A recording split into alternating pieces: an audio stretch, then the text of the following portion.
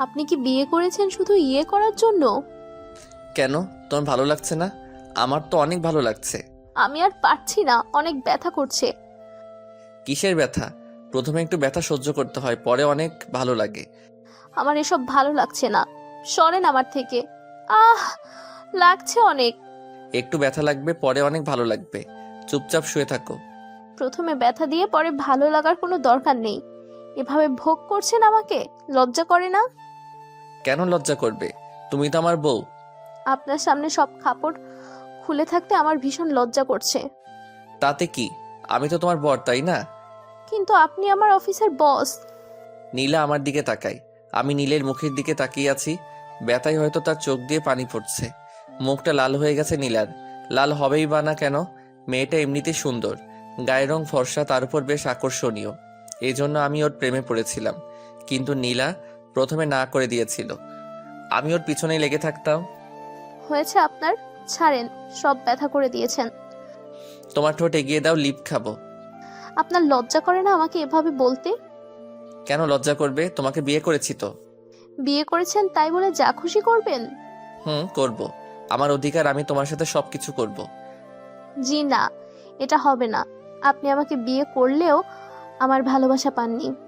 ভালোবাসা সেটা দিয়ে কি হবে? ভালোবাসা আমার লাগবে না। তাহলে কি আপনি শুধু আমার সাথে জন্য বিয়ে করেছেন? হ্যাঁ করেছি, তাতে কি? বিয়ে করেছি কাবিন দিয়ে, যা খুশি তাই করব। নীলা আমাকে একটু ধাক্কা দিয়ে ফেলে দেয়। এরপর বিছানা থেকে সে উঠে দাঁড়ালো। সোজা ওয়াশরুমে চলে যায় ও। নীলাকে আমি বিয়ে করেছি কয়েকদিন হলো। আমি হলাম নীলার অফিসের বস। অর্থাৎ আমার অফিসে নীলা চাকরি করে, আমি তার বস। নীলাকে প্রথম দেখায় ভালো লেগে যায় আমার। আমি লাইন মারতে থাকি, কিন্তু নীলার যে কি ভাব, আমাকে পাত্তাই দিচ্ছিল না। আমি সরাসরি ওকে প্রেমের প্রস্তাব দেই। সেদিন আমাকে বলে, আপনার থেকে এটা আশা করিনি। সব ছেলে এমন, আর আপনাকে আমার লুচ্চা মনে হয়। আপনার দৃষ্টি আমার দিকে বারবার ঘোরে। কোথায় কোথায় যে নজর দেন, লুচ্চা বস। কি আমি লুইচ্চা? আচ্ছা ঠিক আছে, লুইচ্চা বললা না, এর ফায়দা আমি নিবই। এরপর আমি সোজা নীলার বাসায় চলে যাই। নীলার বাবাকে সরাসরি নীলাকে বিয়ের জন্য প্রস্তাব দেয়। তারা প্রথমবারই রাজি হয়ে যায়। এরপর নীলার সাথে আমার বিয়ে হয়। নীলা ওয়াশরুম থেকে বের হলো, গায়ে সাদা তোয়ালে পেঁচিয়ে এসেছে। আয়নার সামনে গিয়ে দাঁড়ালো নীলা। আমি এগিয়ে গেলাম ওর কাছে। নীলাকে পিছন থেকে জড়িয়ে ধরলাম। ওর খোলা পিঠে চুমু দিলাম আমি। নীলা কেঁপে উঠলো, কিন্তু বিরক্তি সুরে আমাকে বলে, আবার কি চান? দুপুর থেকে একটুও শান্তি দেননি। সবসময় আপনার আমাকে জড়িয়ে রাখতে ভালো লাগে। লাগে। আমার বউ, আমি যা ইচ্ছে করব। তো দেরি করছেন কেন? চলেন বিছানায় যাই, বিছানায় নিয়ে আবার ইয়ে করেন। দরকার হলে সেটাই করব। আমার যখন ইচ্ছে হবে আমি তখন সেটাই করব। আমার অধিকার। কিসের অধিকার? আপনি এত বড় লুচ্চা, জানলে কখনো বিয়ে করতাম না। কি লুচ্চামি করেছি শুনি? আমার সাথে কি করেন? সকালে একবার করেন, রাতে অফিস থেকে এসে বিছানায় ফেলে এভাবে ভোগ করেন। তারপর সারা রাত তো বাদই দিলাম। দেখেন আমার সারা বুক আপনার কামড়ের দাগ। এটাতে লুচ্চামি বলে না, এটাকে ভালোবাসা, আদর বলে, যা সব সময় তোমাকে দিতে চাই আমি। নীলা, অনেক ভালোবাসি তোমাকে। থাক, আর মিথ্যা বলতে হবে না। আপনার মনে ভালোবাসা নেই, আছে শুধু ইয়ে। যা আছে থাক, তবুও তোমাকেই চাই। আমি কথাটা বলে নীলার গায়ে পেঁচিয়ে থাকা ওড়নাটা টেনে খুলে দিলাম। নীলার গায়ে আর এক টুকরো কাপড়ও নেই। নীলা আয়নায় নিজেকে দেখতে থাকে। বিধাতা তাকে এত সুন্দর বানিয়েছে। প্রেমে পড়াটাই স্বাভাবিক। নীলা আমার দিকে রাগী দৃষ্টিতে তাকিয়ে আছে। আমি নীলার কোমরে হাত রাখলাম। তারপর আস্তে আস্তে হাত বোলাতে বোলাতে নীলার নাভির উপরে আনলাম। একটা খামচি দিতেই নীলা আহ করে উঠল। আমি নীলার কাঁধে হালকা করে কামড় দিলাম। নীলা আমাকে ধাক্কা দিয়ে সরিয়ে দেয়, তারপর সোজা ওয়ার্ড্রোব থেকে কাপড় বের করে পরতে থাকে। কি গো সুন্দরী বউ, কাছে আসো। আমার খুব আদর করতে ইচ্ছে করছে, কাছে আসো। চুপ করেন তো, সবসময় এসব ভালো লাগে না। নীলা ড্রেস পরে চলে যায়। আমি ডাকলাম, কিন্তু সে সরেনি। পরের দিন আমি সবার আগে অফিসে যাই। অফিসে আসলে নীলা আমার দিকে তাকায় না। আমি অফিসের কাজে কয়েক ঘন্টার জন্য বাহিরে যাই। অফিসে এসে দেখি নীলা নাহিদ সাহেবের সাথে বেশ হেসে হেসে গল্প করছে। আমি কাছ দিয়ে যেতেই নীলা আমাকে শুনিয়ে শুনিয়ে বলল, নাহিদ, আপনি অনেক মজার একটা মানুষ। আপনি না আমাকে লাঞ্চের কথা বলেছিলেন, ভাবছি আপনার সাথে লাঞ্চে যাব। আপনার মতো ছেলেকে আমার অনেক ভালো লাগে। আমি সোজা নিজের কেবিনে আসি। খুব রাগ লাগছে, কিন্তু কিছু বলতেও পারছি না। নীলার সাথে আমার বাড়িতেই সব হয়। অফিসে কখনো একে অপরের সাথে কথা বলি না। একটু পর নীলা আসে একটা ফাইল নিয়ে।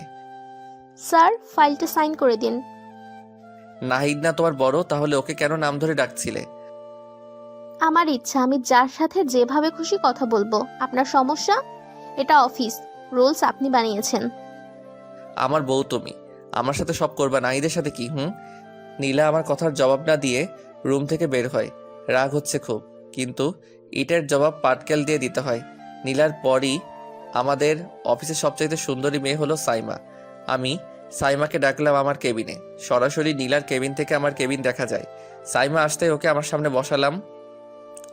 দুজনে গল্প শুরু করি। সাইমা বেশ জোরে জোরে হেসে কথা বলছে। আমি সাইমার হাত ধরলাম। নীলা এদিকেই তাকিয়ে আছে।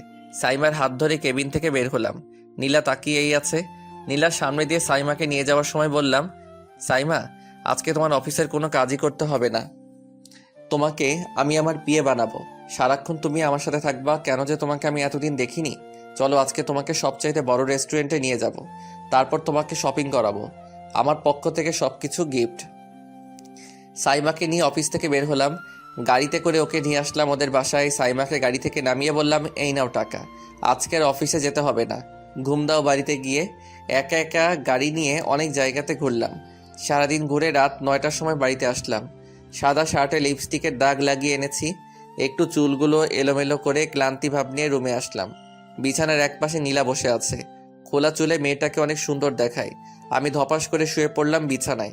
উফ, আজকে এত ক্লান্ত লাগছে কি বলবো। লাঞ্চটা বেশ ভালোই ছিল। এত ক্লান্তি অনুভব করছি, আমি যাই গোসল করে আসি। কথাটা বলে গা থেকে শার্ট খুলে বিছানায় রাখলাম। খালি গায়ে ওয়াশরুমে চলে যাই। ওয়াশরুমের দরজার কাছে দাঁড়িয়ে লুকিয়ে নীলার দিকে তাকালাম। নীলা আমার শার্ট ধরলো, লিপস্টিকের দিকে তাকিয়ে থাকে, তারপর শার্টটা জোরে টেনে ছিঁড়ে দেয়। আমি মুচকি হাসলাম। ওয়াশরুম থেকে গোসল করে কোমরে তোয়ালে পেঁচিয়ে বের হলাম। আয়নার সামনে এসে চুলগুলো ঠিক করছি।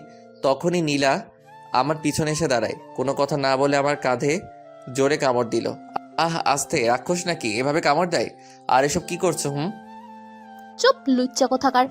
কেন দিবেন? আপনি সরেন তো। সাইমার সাথে কোথায় গিয়েছিলে? সেটা কেন বলবো? তোর শার্টে লিপস্টিকের দাগ, তোরে যে কি করব, লুচ্চা পোলা।